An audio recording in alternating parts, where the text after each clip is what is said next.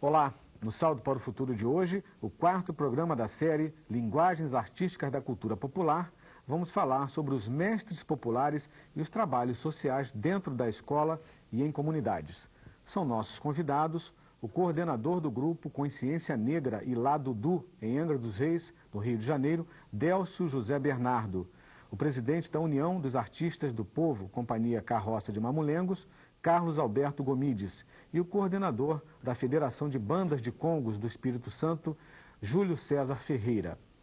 Participe você também do Salto para o Futuro. Uma dança trazida da África pelos negros escravizados se mantém viva, atravessando 7 gerações de uma família da cidade de Miracema, no norte do estado do Rio de Janeiro. A dança é o Caxambu. E a principal responsável pela preservação dessa manifestação cultural fez questão de se apresentar.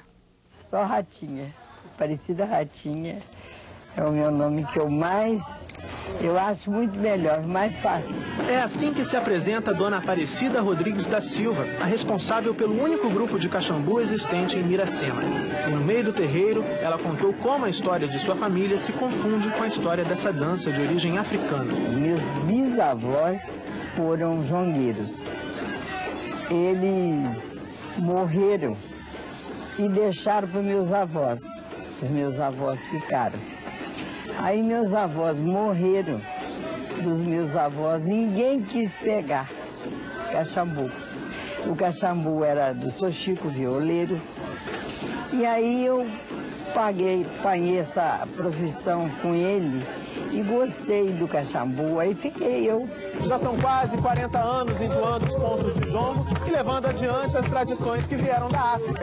E a responsabilidade é tanta que ela até já escolheu um sucessor para evitar que essa cultura caia no esquecimento. Aí eu chamei ele aqui nesse local mesmo, tirei o retrato, eu cantando e passando a bandeira para ele. Ela já tem essa cultura há um bom tempo, ela já está de idade, eu resolvi dar continuidade ao trabalho dela. Passei a assumir isso. Eu não demoro deixar isso aqui, esse paraíso aqui, não demoro deixar.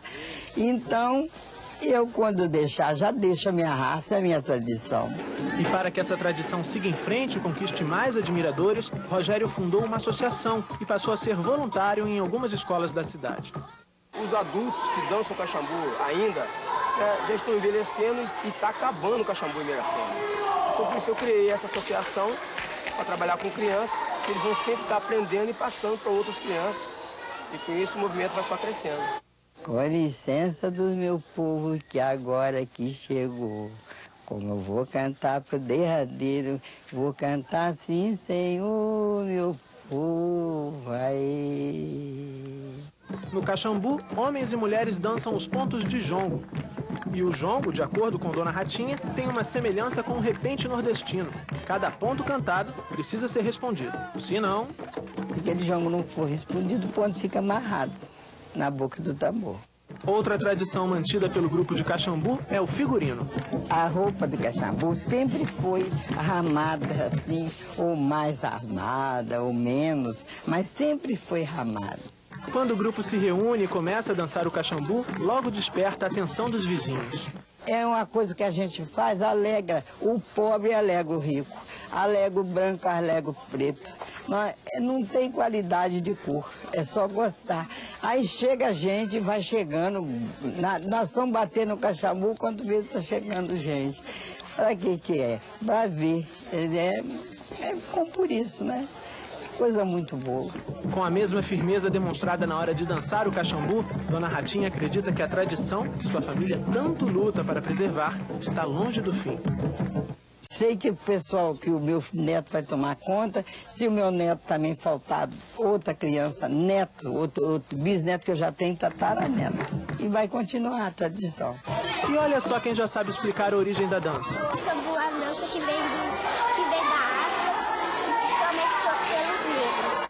Pelo visto, a história do Caxambu de Dona Ratinha ainda vai muito longe. Canta beija-flor, canta sabiá, Caxambu menino que acabou de chegar. Délcio, Carlos, Júlio, muito obrigado pela participação aqui no Salto pelo Futuro.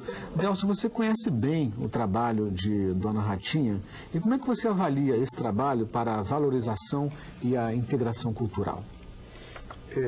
queria dar boa noite aos cursistas da TV Escola. E eu queria só pedir licença para fazer um pontinho, como a dona Ratinha colocou, né? Que o ponto diz o seguinte: cheguei na Angomo, o tambor que me chamou. Peço licença, meu mestre, a vovó e a vovô. Esse ponto ele abre a roda de jongo e ele mostra também o respeito da gente mais novo com os mais antigos da roda. Esse trabalho, né, tem uma fala muito interessante que a menina diz ali. Ela troca, ao invés de usar a palavra escravo, ela usa os negros que vieram da África. Então isso é uma mudança muito importante, porque essa relação de negro com escravo, ela é muito presente dentro da nossa sociedade. Então a menina fala ali, quando ela inverte, ela troca essa palavra, a gente já começa a ver que tem uma outra valorização do negro, né, enquanto esse sujeito cultural. Né? Então a gente está deixando realmente de ser o escravo e está passando a ser um sujeito da cultura. A dona Aparecida Ratinha é fantástica, né? Esse trabalho que ela faz de resgate. E outro ponto muito interessante, que é quando o menino coloca, né? Ele é voluntário de uma escola, porque é o espaço que a gente está ocupando. Então a gente está sendo também um sujeito ativo dentro dessa escola e não mais aquele sujeito que só vem na escola como para encher, né, a cabeça de uma série de coisas que às vezes, né, não tem nem tanta importância assim e acaba que esquecendo um pouco daquilo que a gente sabe. Então acho que assim, o Caxambu dentro da escola ele vai estar mudando com certeza o rosto dessa escola. Perfeito. Carlos, nós acompanhamos que em Miracema as crianças estão participando ativamente, né, dessa manifestação popular, né, que a dona Ratinha se preocupa muito em preservar. Você observa essa mesma realidade no Nordeste do país? Você atua em Juazeiro do Norte, no Ceará. Você observa que as crianças também estão participando? Há uma diferença do que você viu agora, da realidade que você vê no dia a dia na sua cidade? Bom, primeiramente, dirigir, dar o nosso boa noite a todos os nossos ouvintes, aos cursistas, e dizer que nós sabemos que o Nordeste é uma região muito sofrida do Brasil e nós percebemos que, devido à falta de apoio, à dificuldade que vive a maioria dos artistas populares, dificulta muito que os seus familiares, os seus filhos, os seus netos, a comunidade queiram ter o desejo de perpetuar essas brincadeiras. Mas com certeza isso vai acontecendo em determinados lugares específicos, né? E nós, no nosso trabalho da União dos Artistas da Terra da Mãe de Deus, nós buscamos principalmente isso mesmo, de integrar as crianças no Risado, no Guerreiro, no Maneiro Pau, da mesma forma, buscando exatamente a partir daí que elas possam estar integradas na vida da sua comunidade. Júlio, no Espírito Santo existe essa preocupação de se preservar esse trabalho, essa vivência dos mestres? Como isso vem sendo discutido para que a questão não caia no esquecimento? Bom, boa noite. Boa noite aos cursistas, TV Escola, boa noite a todos que nos ouvem. A experiência do Espírito Santo, nós temos os mestres do Espírito Santo, tem as dificuldades de todos os mestres, né, do Brasil, portadores da cultura popular, primo pobre aí de todo o segmento cultural. Mas algumas ações implementadas em Vitória, orientadas pela Comissão Espírito Santense de Folclore, junto ao movimento organizativo das bandas de Congo, tem feito com que esses mestres tenham uma nova possibilidade junto a esses meninos, que às vezes por não verem uma valorização adequada aos mestres, eles acabam migrando para outras, né? E lá no Espírito Santo, nós temos algumas, por exemplo, existe uma política que vem sendo implantada em alguns municípios, né, por orientação da comissão, trabalho junto com a federação, com algumas pessoas de alguns órgãos públicos sensíveis. E essa política é um convênio, né, entre a associação, né, e o poder público.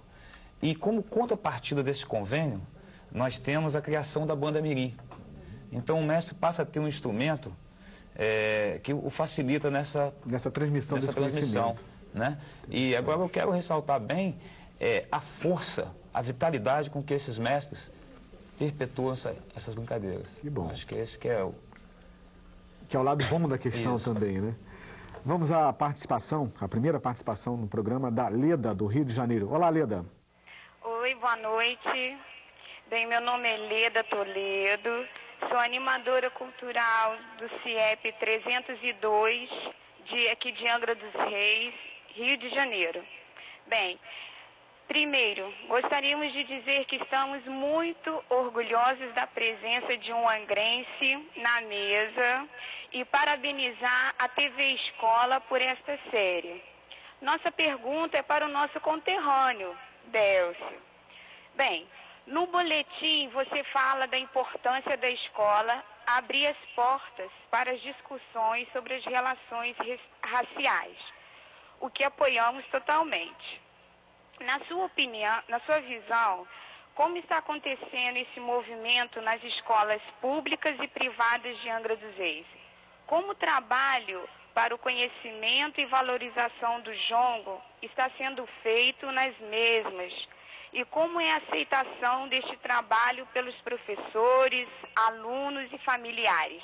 Os cursistas aqui reunidos e a orientadora de aprendizagem Gisele mandam um abraço ao Décio e aos demais.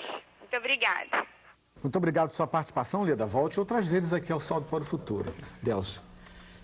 Leda, assim, em Angra a gente tem conseguido uma coisa muito legal, né? Nós, o movimento negro, ele atuou no momento fazendo esse resgate do jongo, né? E aí é muito importante para a gente, primeiro, valorizar esses jongueiros e essas jongueiras, né? Que estão basicamente fora desse espaço de discussão, fora desse espaço da escola, né? Que estão assim colocados como possuidores de um saber que ele não tem importância. Então, o que o movimento negro fez? O movimento negro, na verdade, ele fez esse resgate. E a gente, para mostrar, até para a própria comunidade escolar, o valor dessas pessoas, né? O valor desse conhecimento, desse saber que eles trazem, e que hoje a gente está vendo, né, o próprio Rio de Janeiro mesmo aqui, onde nós tivemos o encontro de jongueiros no passado, sim, um número de pessoas que vieram para ver o jongo.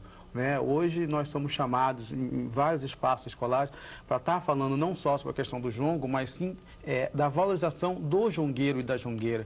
Então, a importância disso para a escola, para mim, é a escola democrática. Para mim, essa é a escola democrática, onde você faz esse paralelo entre os conhecimentos. Para mim, não existe um conhecimento mais importante, um conhecimento melhor do que o outro. Existe, sim, o que eu aprendi com meus pais, que eu aprendi nas rodas de jongo, que eu aprendo com a comunidade quilombola, eu tenho que levar para a escola porque ele me fortalece. Ele me fortalece na hora da discussão, por exemplo, do 13 de maio. Né? Ele me fortalece na discussão da questão quilombola.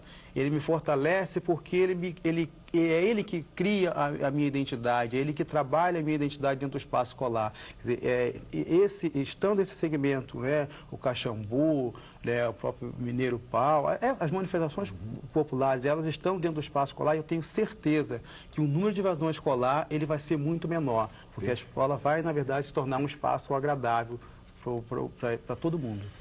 A pergunta agora é da Ciseni, de Goiás. Olá, Ciseni. Olá, boa noite. Falo da TV Escola de Anápolis, Goiás. A escola apresenta os saberes ensinados ou a ser ensinado como o mais importante, anulando os saberes populares.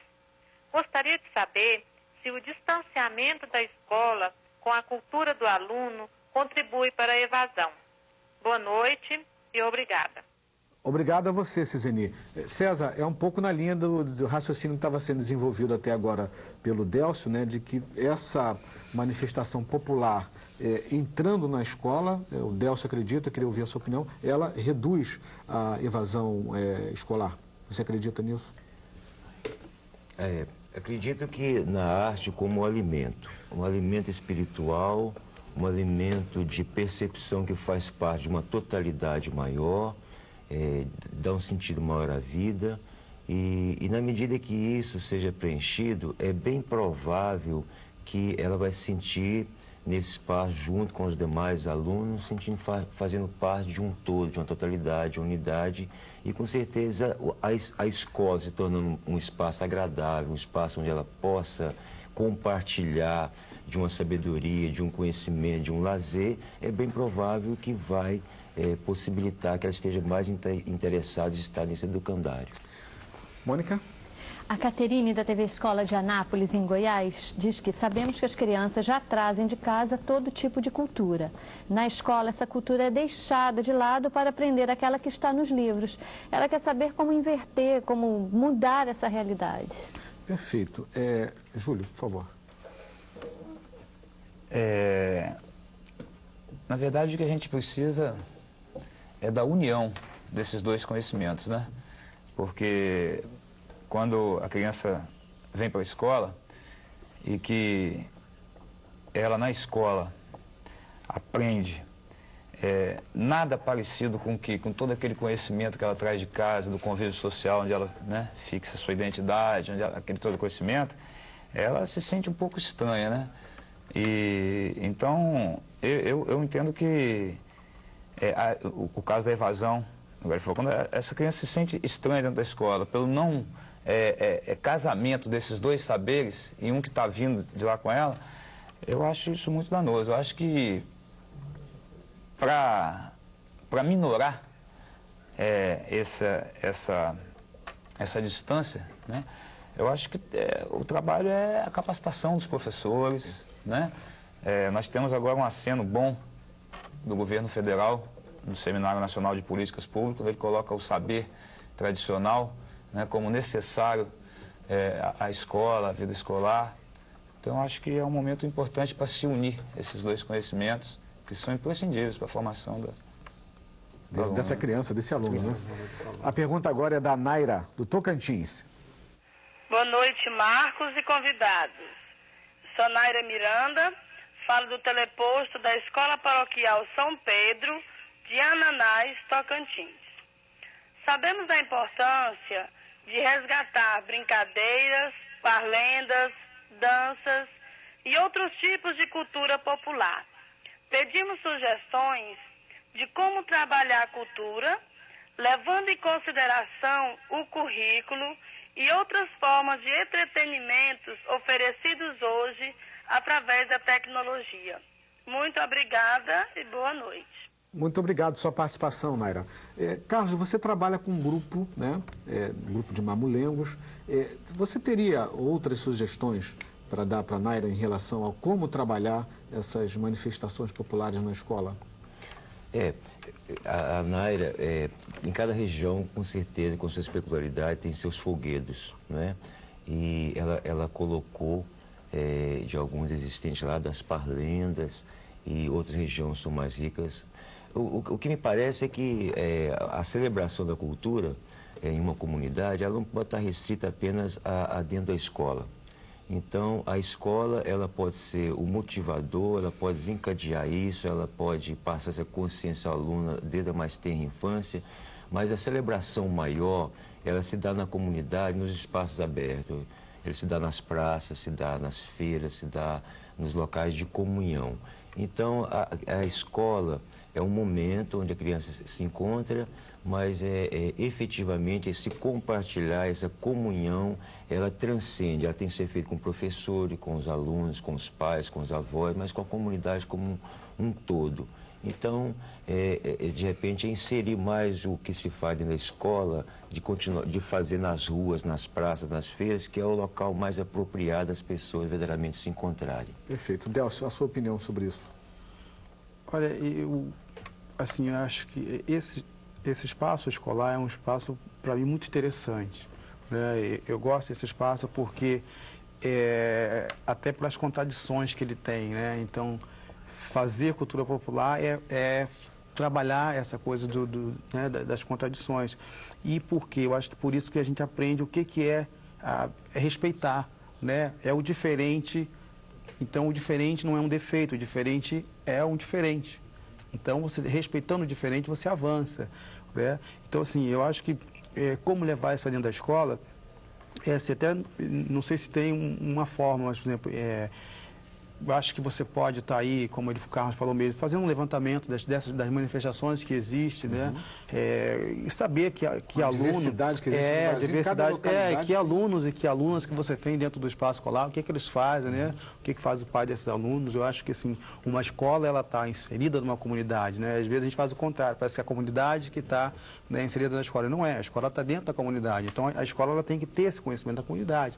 Então, acho que, assim, uma forma legal, acho que é isso, você fazer um levantamento mesmo das manifestações culturais que existem, né, conversar com as pessoas de mais idade, levar essas pessoas de mais idade até o espaço escolar para que elas possam falar das suas experiências, né, dos seus, e também ao espaço da comunidade. Então, eu acho que é uma forma legal de se começar um trabalho. Ok. Mônica? A Ariadne, da TV Escola de Rondônia, quer saber qual a melhor forma de fazer coexistir saber científico e saber popular nas escolas. Júlio, você já respondeu em parte essa pergunta, né, de como, da importância de ter esses saberes convivendo dentro da escola. Mas, com a sua vivência, você acha que estamos avançando? Você vê sinais positivos nessa relação, no seu dia a dia prático? Você está percebendo isso? Vejo sinais positivos, né? A escola, na verdade, ela é o núcleo onde vai se formar a opinião, onde as pessoas que vão sair dali vão formar a opinião, né? Mas nós temos visto mudança até em função dos novos tempos, né? Hoje, por exemplo, é bem diferente de quando se falava em cultura popular, que os mestres, né, contam lá para trás, que a coisa ainda era um pouco mais difícil, né? Então, hoje já se tem uma outra necessidade com relação à cultura popular. A cultura popular hoje é referência, né, para que nós nos sintamos brasileiros, né, cariocas, capixabas, né? Então, eu acho importante por isso. Bem, no próximo bloco, vamos conhecer Dona Ratinha e as danças típicas do município de Miracema, no Rio de Janeiro. Na cidade de Miracema, no norte do estado do Rio de Janeiro, as manifestações culturais sobrevivem ao tempo atravessando gerações. Tem sido assim com o Caxambu, da Dona Ratinha, que nós vimos no primeiro bloco. E também é assim com o grupo Mineiro Pau, da Dona Puri e do seu Luiz, e com o Boi Turuna, criado há quase 40 anos pelo seu Geraldo. Veja na reportagem. O mineiro vem, o mineiro vai, o mineiro vem de Minas Gerais. Meu boi mirim nunca perde a tradição, o Miracema querida dentro do meu coração. Dona Hilda, seu Luiz e Dona Puri, 3 moradores aqui do Alto do Cruzeiro, em Miracema, que tiveram importantes papéis para que a cultura e as tradições dessa comunidade não morressem. Dona Hilda trouxe para cá danças como o Mineiro Pau e o Boi Pintadinho, mas ela morreu e há quase 40 anos, seu Luiz e Dona Puri decidiram que essas manifestações culturais precisavam ser preservadas. Eu acho que o folclore não pode acabar, é uma tradição que não pode acabar. Isso vem do princípio do mundo. Aqui nós faz, folia de reis, Mineiro Pau, o Boi Pintadinho, tem Caxambu, tem tudo aqui. Nós já participamos de tudo. E os quase 40 anos de envolvimento com as manifestações culturais da comunidade não parecem ter cansado Dona Puri. Até hoje, a Dona Puri está pronta para Mineiro Pau, para cantar em palanque, tem, né, se apresentar em palanque. Às vezes não tem uma fita para colocar, um CD, aliás, porque hoje usa muito CD. Aí eu tenho que botar minha garganta em forma de falar, e cantar. Na opinião do casal, a sobrevivência das tradições culturais da comunidade depende muito das novas gerações. A gente tem que ir passando para os que estão começando agora, né? É muito bom isso aí, isso é muito bom. É bom que não acaba, né? Sempre continua fazendo isso aí. Porque isso aí incentiva muitas crianças, né? Invita das crianças a estar procurando outras coisas, então faz um desvestimento. Então eu acho que se acabar, acho que fica muito triste, cada vez vai ficar mais triste, né? O lugar que a gente vive, né? E se depender do seu Geraldo, a tristeza nem vai chegar perto desse lugar. Seu Geraldo é o dono do Boi Turuna, que percorre as ruas da cidade há cerca de 40 anos. Manter viva a tradição da família também é uma das principais motivações do Romário, que é o filho do seu Geraldo. E assim, passando de geração para geração, o Turuna continua sendo a alegria da comunidade. Em meio às apresentações do Turuna, seu Geraldo encontrou o caminho que gostaria que os filhos seguissem. Eu criei os meus, todos assim, meus 4 filhos, mas você não via falar desde aqui em lugar nenhum. O caminho que ele me deu, que ele me ensinou, né, eu gostaria de passar para meus filhos, né, esse caminho, que foi um caminho bom, um caminho da amizade, um caminho da paz.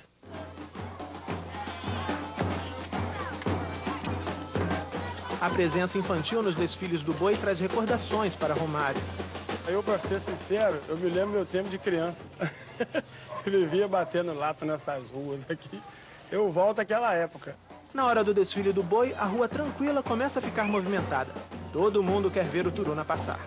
É um divertimento que as pessoas têm para poder olhar, observar.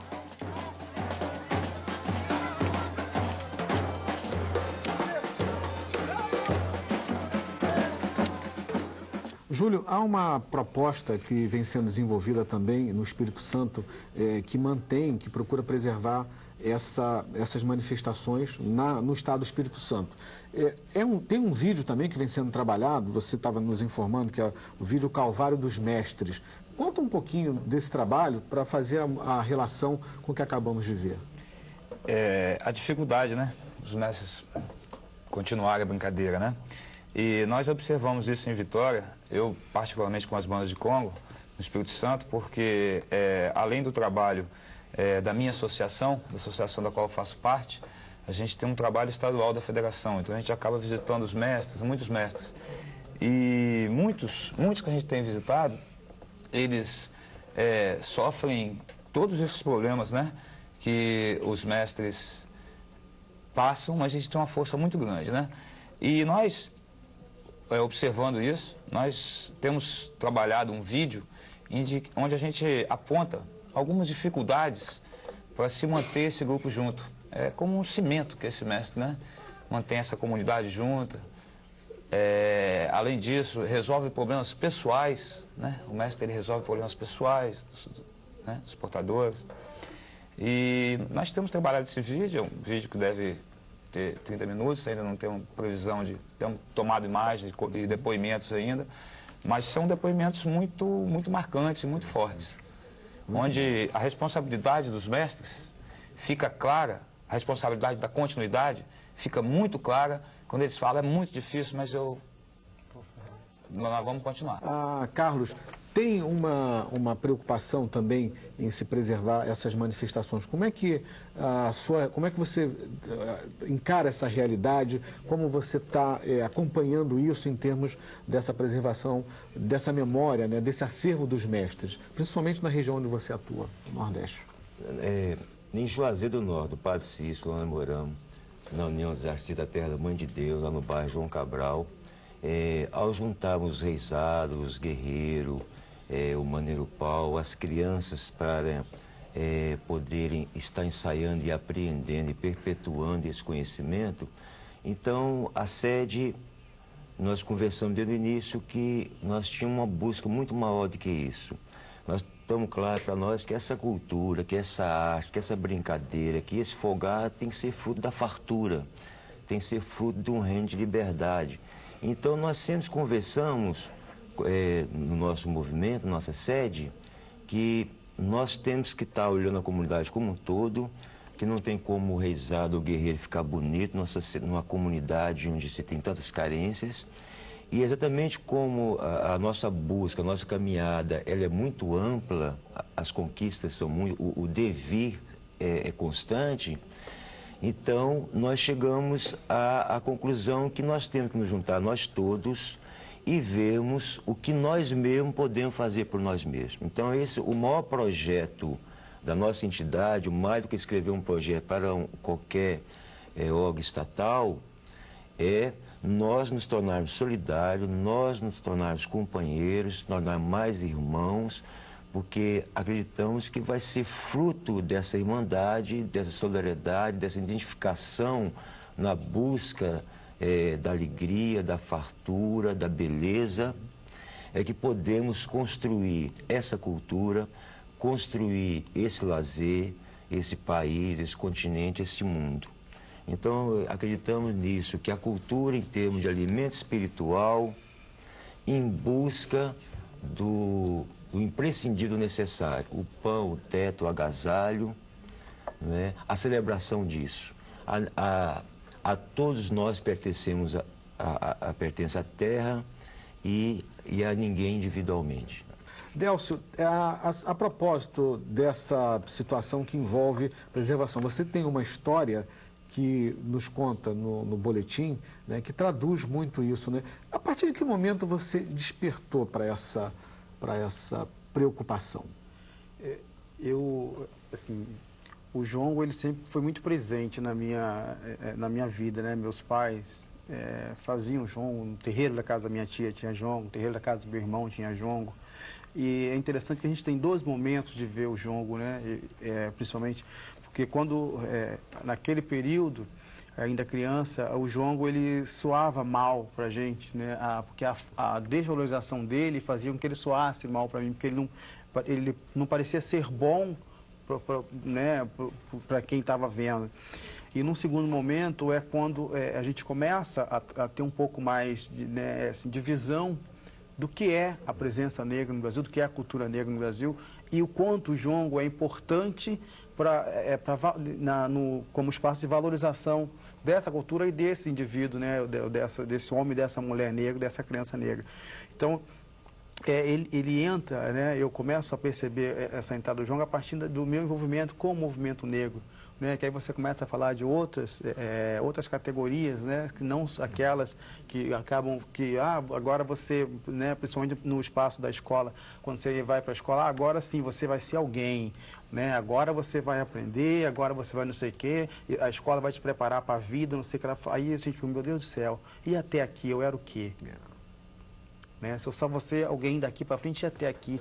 E aí vem uma coisa assim, quem você valoriza muito, pai, né, tio, aquelas festas, aquelas coisas que você tinha, sua relação com as pessoas.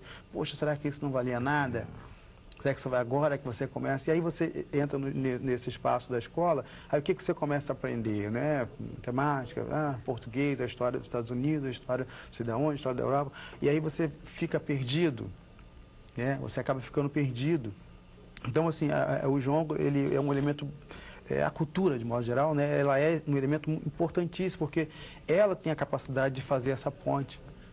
Né, assim, eu só aprendi jongo porque meu pai fazia, né, só porque minha tia fazia, porque eu via o jongo no quintal. E ele é um elemento que ele socializa, as pessoas são pessoas pobres, mas que, sabe, estão ali, que divide o pão, que divide o pedacinho da empim, que divide o café, que divide o açúcar, que divide a cana. Então ele é socializador.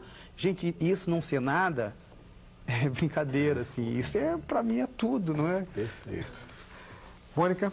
O professor José, do primeiro teleposto virtual de Belém, quer saber como ele pode integrar as manifestações culturais no planejamento escolar, fazendo a relação com a comunidade ao redor das escolas, buscando parcerias com as famílias e trabalhando as questões da discriminação com certas manifestações populares e raciais. Perfeito. Júlio, essa preocupação do professor José, de alguma forma, você já vem trabalhando na prática no Espírito Santo através de algumas oficinas, né? Como é que está funcionando isso? Exatamente. No Espírito Santo nós temos conseguido, em algumas escolas, levar os mestres para que eles falem do conhecimento deles. E a aceitação tem sido, assim, maravilhosa.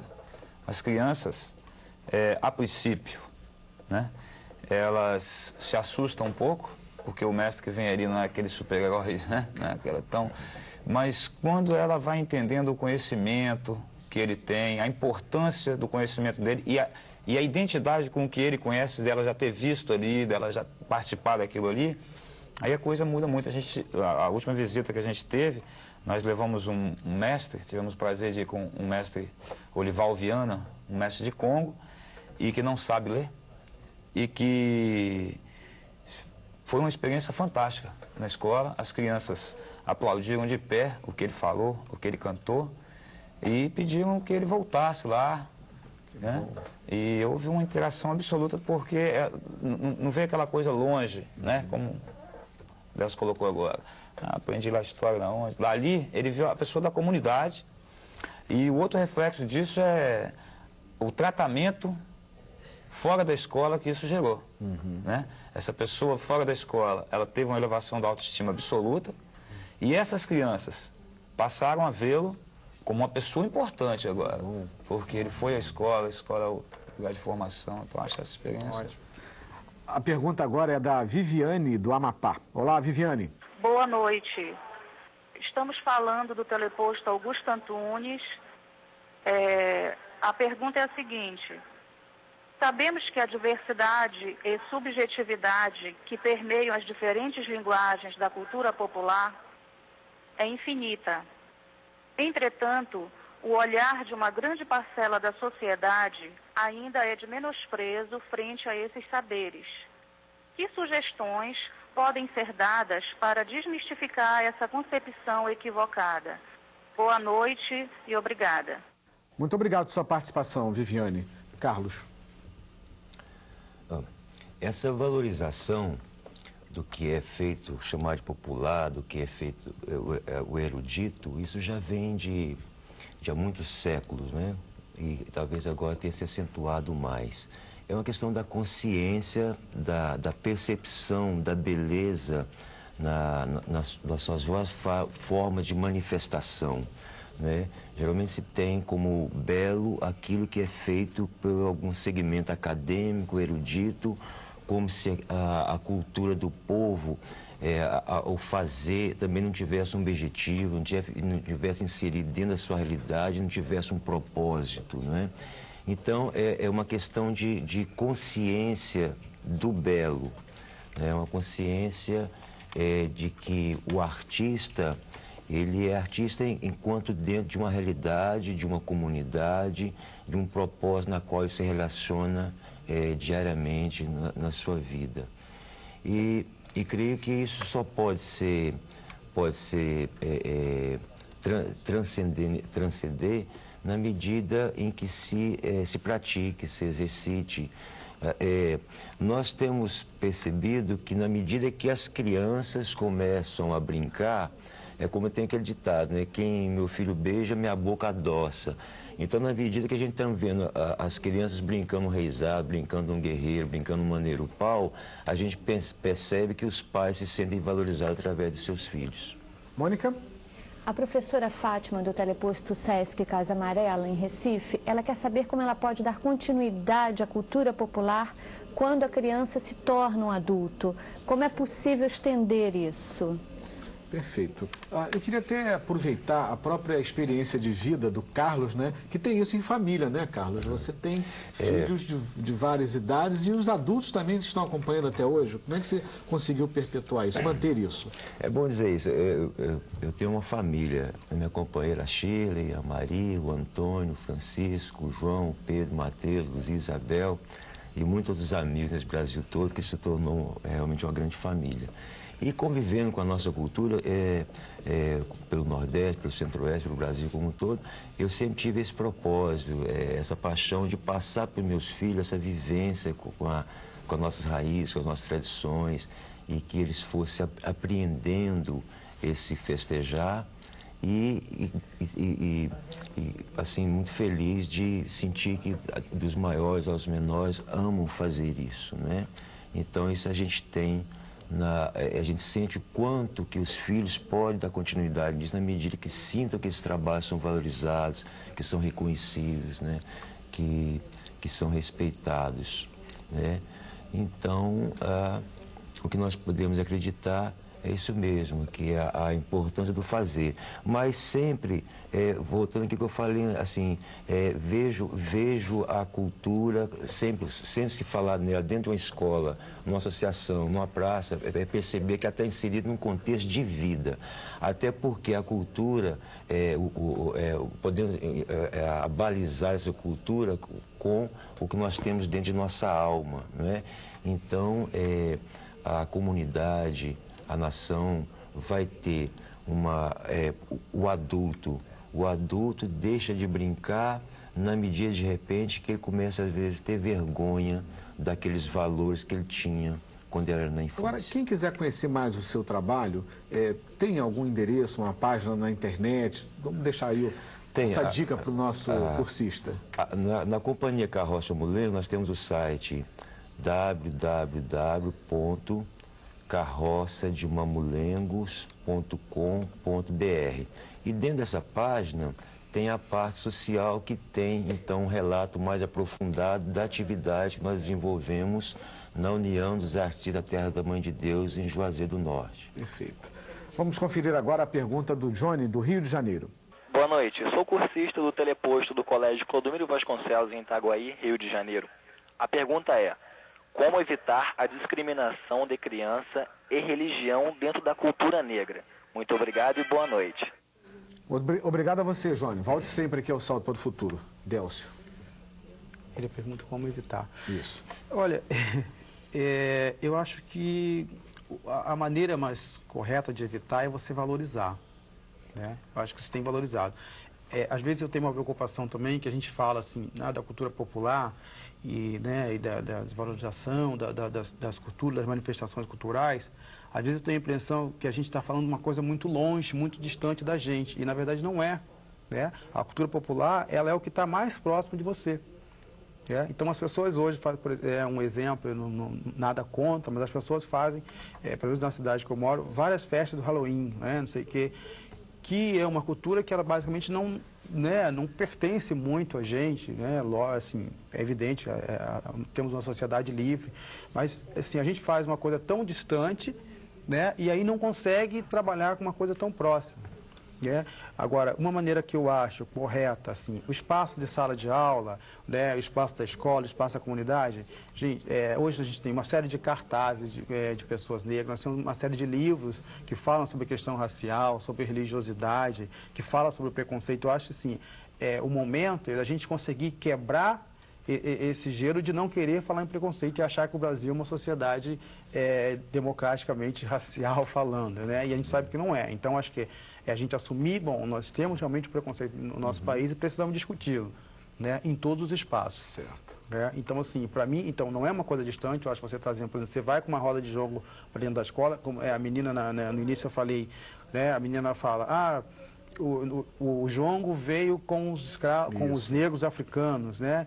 Então, isso a gente já pode explorar. Que África que essa menina está falando, né? Como que ela se identifica ali nesse texto, e ela, né, já com uma responsabilidade de manter o Caxambu vivo. Então, quer dizer, trabalhando esse texto, eu assim, tenho uma experiência própria, quando eu ouço, né, assim, o seu Zé Adriano, por exemplo, Dona Celina, né, tia Luísa falando, eu me sinto extremamente orgulhoso, sabe, assim, aquilo me valoriza, sabe, é a minha identidade, são as pessoas que eu gosto, sabe, que estão ali no espaço falando, né, e eu me sinto fortalecido, assim, eu não tenho nada nesse momento que me faça sentir para baixo, não, porque não tem nada mais importante, eu não consigo me sentir para mim. Então, assim, eu saio dessas conversas com essas pessoas, eu saio assim, não, poxa, amanhã vamos começar a trabalhar com as crianças, vamos fazer as aulas, não sei o quê. Então, é um fortalecimento. E esse fortalecimento, né, eu crio a minha identidade ali a partir dele, e em todos os espaços que eu estiver, eu vou me sentir valorizado. Agora, Délcio, vamos ouvir a pergunta da Giovana, do Tocantins? Vamos lá. Oi, boa noite.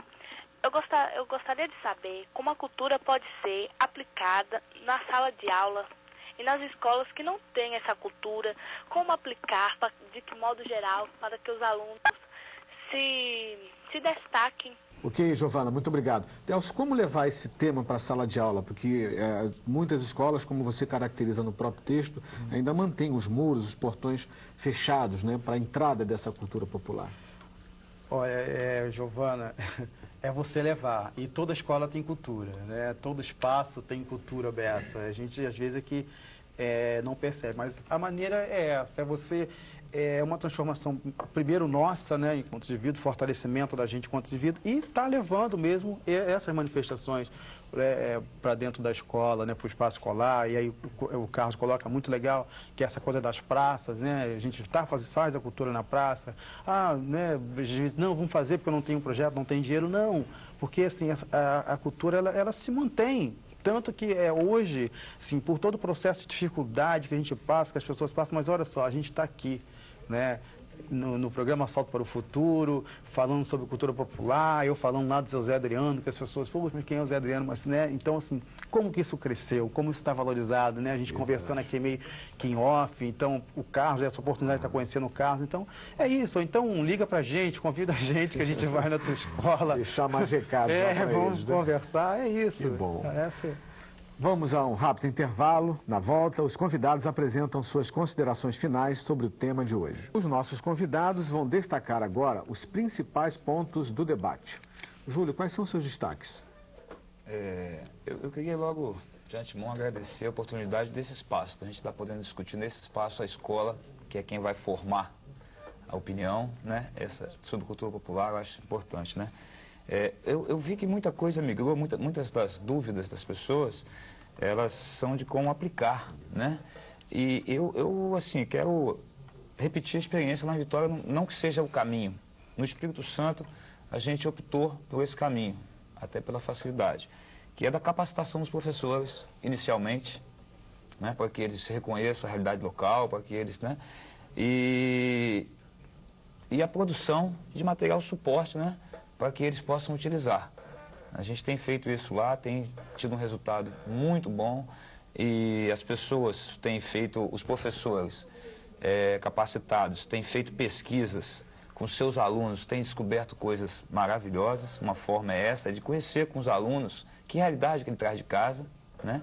Então, eu acho essa experiência um caminho, um dos caminhos, capacitação e material, né, de suporte para que esses professores possam trabalhar a cultura local, o entendimento dos meninos como produtores de cultura. E né? Quem quiser conhecer o trabalho de vocês, aquela páginazinha. Olha, o trabalho da Comissão Espírito Santense a gente pode encontrar no folclorecapixaba.org.br.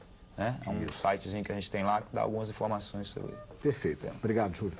Délcio. Assim, eu acho, né, assim, seguindo um pouco essa linha do Carlos, realmente acho que a questão é a valorização mesmo, né, da questão cultural. Eu acho que, né, essa dúvida, né, de como vai aplicar, eu acho que isso tem, né, existe maneiras e maneiras, né, ela às vezes se torna uma coisa meio particular mesmo do ambiente que você está trabalhando. Eu acho que, assim, que eu puder contribuir, né, e, assim, a gente está à vontade, né, para poder estar contribuindo mesmo, ajudando a fortalecer essa questão da cultura popular, que é uma cultura nossa, que é uma coisa que está próximo demais da gente, que muda, né, ele tem a capacidade de mudar várias relações. E uma outra coisa, assim, né, em relação ao professor e professoras, é a própria construção né, você tem autonomia nessa construção do seu trabalho, né? Então acho que você pode, quando você planeja a sua aula, né, ela é o seu instrumento, esse planejamento é o seu instrumento de trabalho. Então você pode estar direcionando isso, né? Às vezes fala, não, mas a escola tem um currículo, mas você pode estar trabalhando isso, né? Então, porque se esse instrumento é seu, você tem direito de estar inserindo as questões que você acha pertinentes. Já né? que você se colocou também à disposição, como é que as pessoas podem entrar em contato com você? Comigo é delciobernardo@ig.com.br. Certo. Muito obrigado, Delcio. Carlos, suas considerações finais. Gostaria de dizer que nós repetimos muito pelo Brasil, pela Rua de Juazeiro, que um povo sem cultura, com certeza, será um povo colonizado. E acreditamos que, nesse momento tão especial da história, em que o mundo está virando uma aldeia global, a maior forma de se tornar universal é exatamente através desse regional. O que se faz em o homem, ele se identifica na gasolina, no folgar, no brincar, através do pão, através do alimento, em toda parte do mundo, através da sua própria cultura. A cultura nossa é a única forma de nós abraçarmos as outras culturas. E dizendo isso e reforçando, dizendo que o que nós acreditamos que para florescer a cultura, para florescer a beleza, é imprescindível que mudamos de forma muito profunda a nossa realidade, não é? E aí é que foi o que eu disse naquele momento, que nós temos que juntar os artistas, a comunidade e de mãos dadas, de forma fraterna, descobrirmos que nós mesmos podemos fazer por nós mesmos. E nesse sentido, eu quero lembrar o Brasil do Canudos de Antônio Conselheiro, onde desejava que o Vaza Barris jorrasse leite e mel.